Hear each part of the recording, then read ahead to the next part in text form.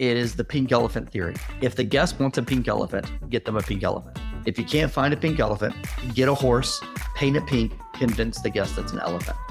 Do whatever it takes to ensure they're happy. That's it. Are they happy?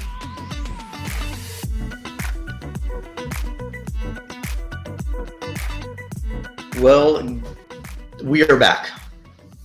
Pink Elephant is actually back. We had launched a podcast really during the pandemic, and life happens, right? Just like everyone else. Things got crazy busy, and the podcast it fizzled off. Well, guess what? It's coming back for a number of reasons, and we couldn't be more excited. Pink Elephant with Ellis Adams is kicking off officially. It's going to be a weekly podcast that hopefully you allow us to be a part of your lives in some way, shape, or form. I guess I ought to start by saying who is Ellis Adams Group? Who is our company? Who am I? Why even listen to this? Ellis Adams Group, we are a consulting firm, and that sounds so vague, and no one really knows what consulting actually is. And it's our job to go out and help brands, help people become better, find exactly who they're supposed to be, and get them over the finish line. Yes, we focus a lot in hospitality, really primarily in that lifestyle luxury space. But we do a lot of different things. It's technology, obviously hospitality, hotels, restaurants, bars. And I think a lot of what we do now is the people business. We're coming off a pandemic that has affected everyone in so many different ways. And crazy enough, I can say good and bad. I think it's given people a lot of perspective coming out of the pandemic. It's changed a lot of people. And I think a lot of what we do now, when you look at the hospitality industry as a whole, yes, we're struggling from a labor perspective, and it's not just us. A lot of industries are suffering. And why is that? And there's a number of possible reasons that could be, and we'll probably dive into a lot of that on this podcast. We're going to be bringing in people from all different industries and walks of life and backgrounds and get their thoughts and opinions. I will tell you that this podcast is going to be extremely conversational, and very little of an interview that's happening where I'm talking to someone, asking them, these preset questions. It's really talking about what's going on in the world, what's going on in their lives, what has gotten them to the place where they are, good, bad, and indifferent, and how can potentially something that one of us says help you through potentially something that you're going through. Maybe it's something that you're trying to make a big decision on, and it's something that we've already had to go through, and it gives you insight. Maybe it's something we failed on. We talk a lot about, in the past, if you follow us on Instagram, I talk about failure, and failure is part of the process. Failure is part of the process to success. Failing does not make you a failure, and it's something that we should actually push. We talk to our team a lot at EAG on failing, and that's okay as long as they're failing forward. It means we're pushing in the envelope. It means we're doing things outside the box that no one else has tried. But what have we learned? How do we make sure that we come out of that failure finding success even better on round two? And those are all things that we're going to talk about on this podcast. I hope that I get to hear from you throughout the process. And a lot of people ask me, why Pink Elephant, right? The podcast name is Pink Elephant. And that goes back to kind of when I started in my hospitality career. For anyone that knows my background, I didn't grow up in hospitality. At least I didn't think I did. I grew up assuming I was going to be in the entertainment industry my entire life.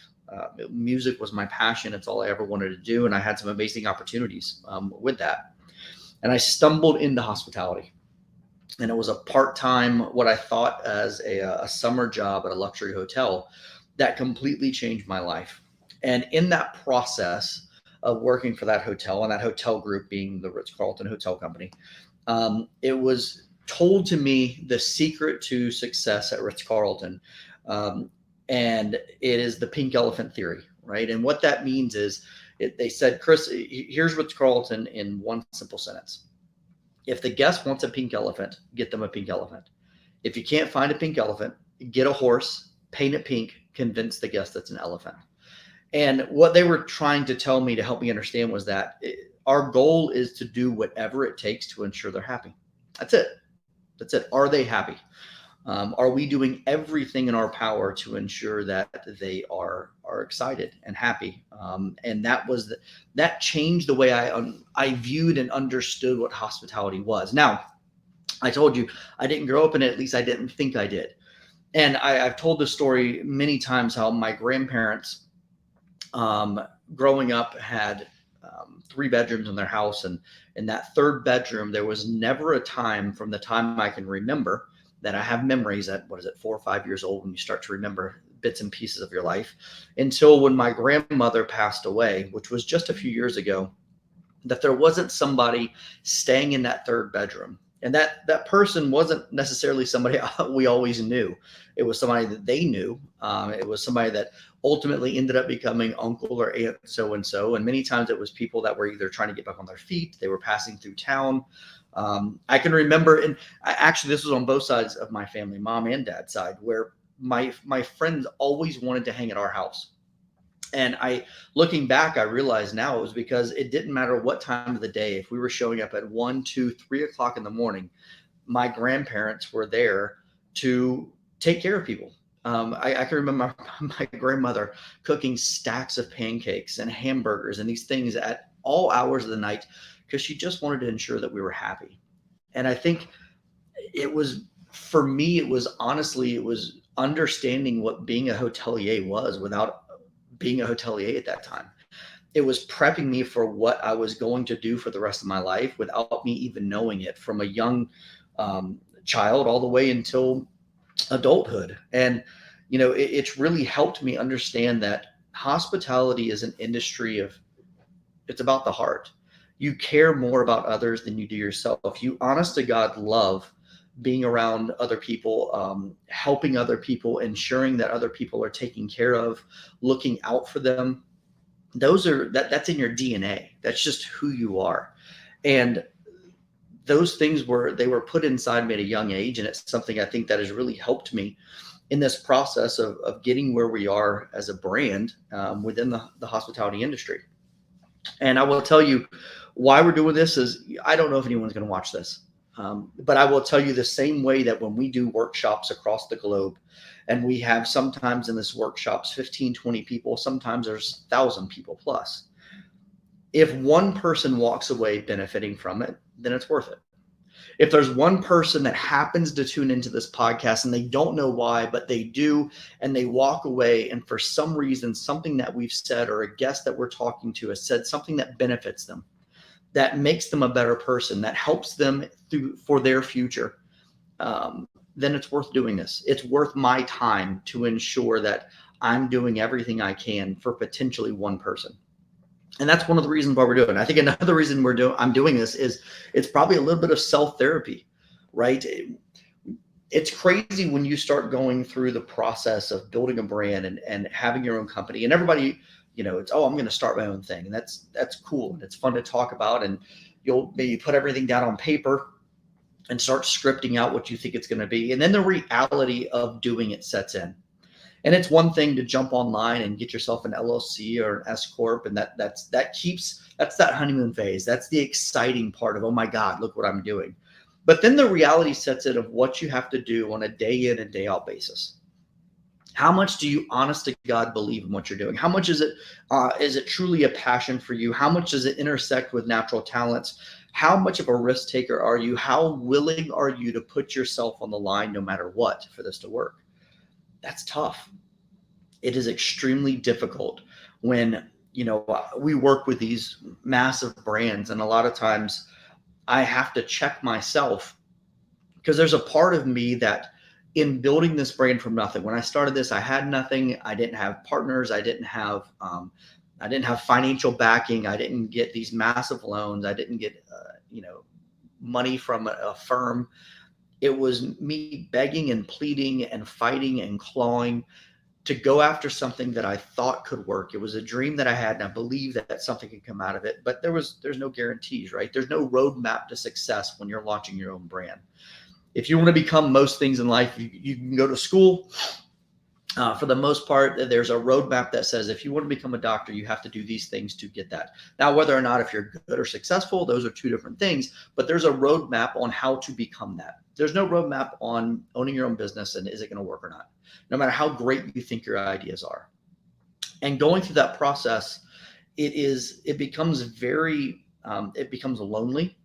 You're many times on an island by yourself because no one understands what's going on in your brain, why you think the way you do, why you make the decisions that you make. Because sometimes I'm playing 8 months, 9 months, a year, 2 years ahead in my brain of what's transpiring and trying to make the best decisions possible, not knowing if they're right or wrong, but doing everything I can to better myself and ensure that I'm making the best decisions for my team. When I launched this, like I said, it was by myself, and now we have an entire team of people that are spread out across the globe. And those people are dependent upon me. They're dependent upon me not to screw up. They're dependent upon me to make decent decisions, to make great decisions, because their livelihoods are depending upon it. Their families depend on that. And the weight that sits on you in that role of knowing that payroll only happens if you're making good decisions and money's in the account so you can make payroll. When you offer 401k plans, all these other things that you don't think about, and taxes and all the crazy stuff that comes along with being a business owner, the level of pressure that sits on you when you have an entire team of people that are looking to you to make good decisions, it can be weighing. And I have to ensure that as I deal with these major brands that sometimes are making choices and decisions without that mindset. Why? Because they wake up on Friday and a paycheck shows up, right? No matter what decision they make, when you're dealing with these monster international global Fortune 500 brands, at some level, they don't think about the paycheck on Friday. They don't think about their health insurance being paid. It just happens. It happens. I used to say, I would joke, it was when I was on property working for Ritz-Carlton, we had this mysterious invisible checkbook that you had to manage when you're running a division or department. And the crazy part about that checkbook is, yes, you're balancing it. Yes, you're responsible for it. But in a month where things go sideways and something happens, and next thing you know, out of nowhere, you're having to spend for whatever reason, you don't have a choice. Let's just hypothetically, you got to go buy 10,000 rocks glasses or champagne flutes for an event that you didn't know was going to happen. You didn't have it in house. You just got to do it. There was no money for it. But guess what? You still do it. And miraculously, that bill gets paid. And then when the P&L comes out, you sit down in what's called a P&L critique meeting, and you have a whole reason why this took place. And don't worry, this was because a new contract was booked or whatever it might be. And everybody says, oh man, that's too bad. And you move on to the next month. And over the course of the next 11 months, you might try to recover that money in some way, shape, or form. But at the end of the day, life really didn't change too much. Your paycheck wasn't affected. Insurance wasn't affected. Nothing really was altered in the scope of business because you had to make those choices. Well, when you own your own business, you own your own restaurant, and something pops up like that, there's no mysterious checkbook that pays those bills. You got to take it on the chin, and you've got to figure out, can you or can't you? And sometimes you go, well, if I've got to spend $5,000 on that $5,000 is coming out of payroll. Where's that coming from? I can't just go to the bank and say, look, I don't have any money, but I did make my percentage, my food cost, my beverage cost. None of those things matter. Percentages don't pay bills, dollars do. And it's a very different mindset of you are constantly clawing and pushing for how you're going to continue to drive revenue versus save. Saving doesn't help me, I'll be honest with you. Driving revenue does. Now, we have to be good stewards, and you want to be smart with your money and save where you can. But if you're really going to be an entrepreneur, if you're going to push your business and continue to grow it, it is about how you're driving, how you're pushing what's next, not becoming complacent in where you're at. A lot of what this podcast is going to do, it's me talking through that. It's giving you insight into my process. How do we make decisions at EAG? How are we pushing the envelope? When am I willing to push and really toe the line of making one of those crazy decisions, but I feel so strongly about it that I feel like that's something we need to do? How do I go about creating partnerships? How do we manage the brands that are our clients? All these things are part of what we're going to discuss on this podcast, not just with me, but people from those industries that we're a part of, and probably even industries that we're not a part of. just understanding. I think part of this is going to be just listening to people. I think we were with someone recently, and one of the things I said is, if you really want to learn, stop talking. And I think for me in this process, it's going to have other people on the other side of the camera that I can just listen to. I love reading. I love learning. I love improving myself to be the best person I can possibly be, and getting an opportunity to have people on the other side and just listen. Listen to what they've gone through, decisions that they've made or they're making. You know, they might ask me questions that could help them as we've gone through it, but honest to God, some of this is just for me, and you get to be a part of that process. And throughout that process, maybe it helps you. Those are the things. Those are the things that we're going to be doing. I hope that you'll be a part of it. We have some amazing projects coming up. We have some crazy cool partnerships coming up. And it's something we want to make sure that you're a part of as well. EAG is growing exponentially, and I couldn't be more excited and more proud, more humbled, as you know, when again it was me, and there was no one else. And the brand has evolved so much from what I thought it was going to be. Yeah, I've always had massive dreams of wanting to change the world, but how I was going to get there, it is really different, the path that we're on versus what I thought it was going to be. I want to take you on that journey with us. I want you to be a part of this process. We live in a world right now that it's driven on social media. It's driven on a lot of fake created scenarios. As you look through social media, it's entertainment driven.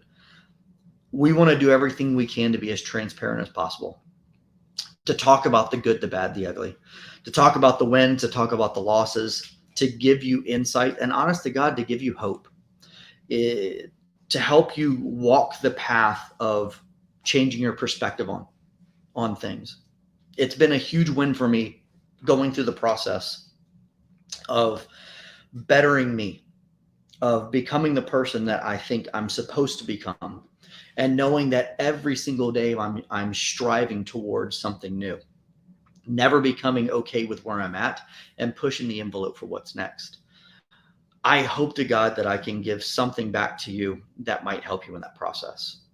There's bad days. Not every day is a good day, and there's certain days that aren't as good as others. But my ability to change my perspective on those days, to see what I'm supposed to learn on those tough days, that has been a game changer for me. Not letting those tough days determine the rest of the week, the rest of the month, of realizing, wait a minute, that's not what I expected. The initial response, the initial emotion on that is frustration, anger, fear, whatever it might be. Stop. What can I learn from it? What is this teaching me? How can I ensure that tomorrow this doesn't happen again? When I learn how to change my perspective on being okay with making a mistake, as long as I'm learning from that mistake to be a better person tomorrow. Habits. I'm in the middle of finishing up the book Atomic Habits. And if you haven't read it, it's a great book. It falls very much in line with what EAG preaches on a daily basis on a lot of our workshops and our trainings, of looking for little things that can change behavior. And if we can change that behavior pattern, then we can actually stop having to think about the process, and we can simply just focus on being great. And these are all things that we're going to talk about on this podcast. These are one of 1,000 different topics. I hope we laugh. I hope there's some emotional moments of things that we don't expect that we're going to be able to talk about, and that we're able to bring people that you probably wouldn't have an opportunity otherwise to get to hear from and their perspective on things. I think for us right now, as a whole, as a community, being able to listen to others, hear their perspective, understand where they're coming from. We don't have to agree with everyone. I can rest assured that everyone that comes on this podcast, we are not going to agree with 100%. But I can tell you, I do want to hear. I want to hear from them. I want to hear what they have to say. I want to hear their perspective on things. I want to have a better understanding so I can grow, and hopefully you can grow as well. I look forward to seeing you every single week. Again, I am Chris Adams. Welcome to the Pink Elephant. You'll be able to find us in all your traditional standard platforms where you can find podcasts. You could also find us online, www.ellisadamsgroup.com, or on Instagram. You have at Ellis Adams Official, as well as myself at Chris Adams _EAG. I'd love for you to follow us, to join in on us on this podcast. Reach out to us. We do everything we can to make sure that we're responding when people reach out to see how we can make sure that we're helping you through your journey as well. Have an amazing week, and I look forward to seeing you next week right here on the Pink Elephant.